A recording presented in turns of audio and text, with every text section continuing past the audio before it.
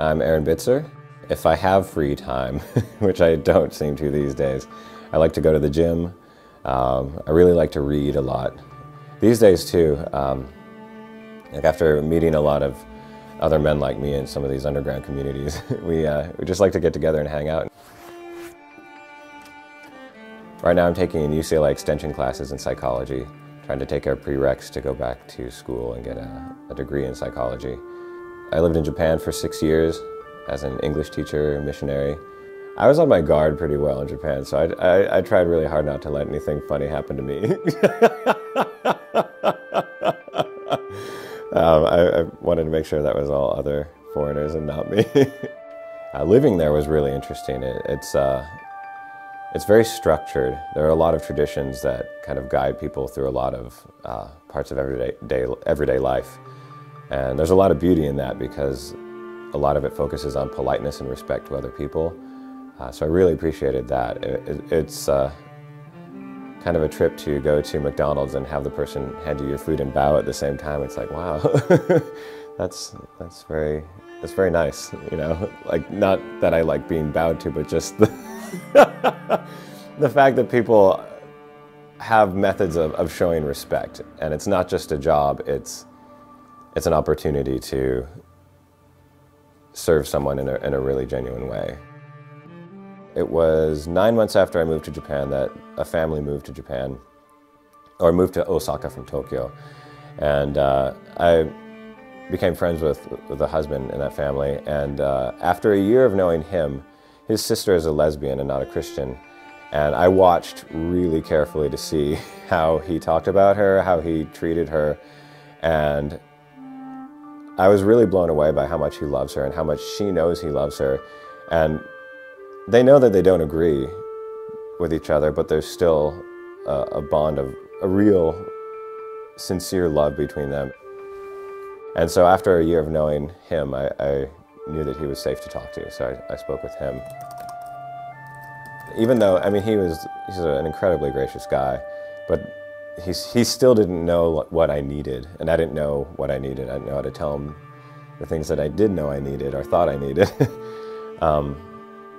So he was kind of my touch point throughout the rest of my time in Japan until I found out that my roommate was also safe to talk to because one of his friends had dealt with that. And so as soon as I found that out, because we were already good friends on all other levels, as soon as I found out he was safe to talk to about that, I poured my heart out to him, and yeah, it was pretty amazing.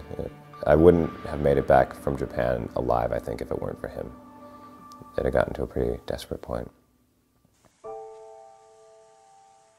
It was about 1 year, actually, almost exactly after I came back, that I found SSA support groups, and that is where actual real inner transformation began to take place. You know, I don't deny my attractions, I don't deny my feelings, you know, but I don't have to follow all of them. Part of who I am is my religious beliefs. But beyond that, as I've experienced change, part of the foundation of who I am is I'm a man, you know, and as I've stepped into that masculine identity more and more, religion really is taking a side seat to the whole thing. This is who I am. I feel bigger and better and healthier and more authentic than I ever have in my life. It's not something that I feel that we need to base our whole existence on, sense of existence. For me, that has changed. That has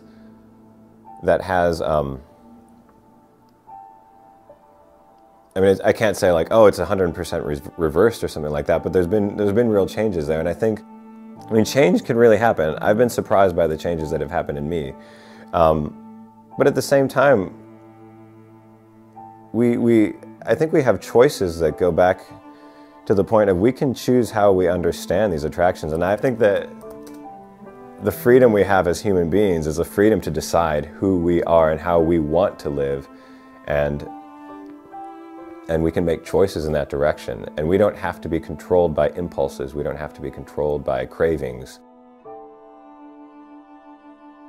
Impulses and cravings do not define a person. as it becomes less of a foreign thing, there will be less fear and there will be more of a knowledge of, okay, this is really just a part of the human experience.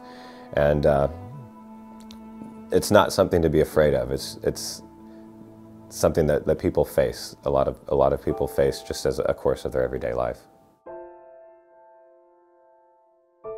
I feel that it's really important that this therapy is available to minors because I mean, there are going to be other men like me. There are going to be other people like me who are experiencing this in their teens and they don't feel like they have a place to go. I couldn't admit it to myself because there was not room for that in my world.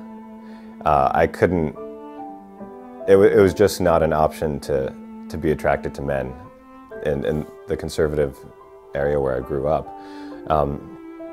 But that's not healthy to keep it inside. There needs to be a place where people can go. I don't believe that it's right for some of the therapy experiences that I've experienced where they were extremely coercive, where someone was saying, well, you're just gay and you need to just face that fact.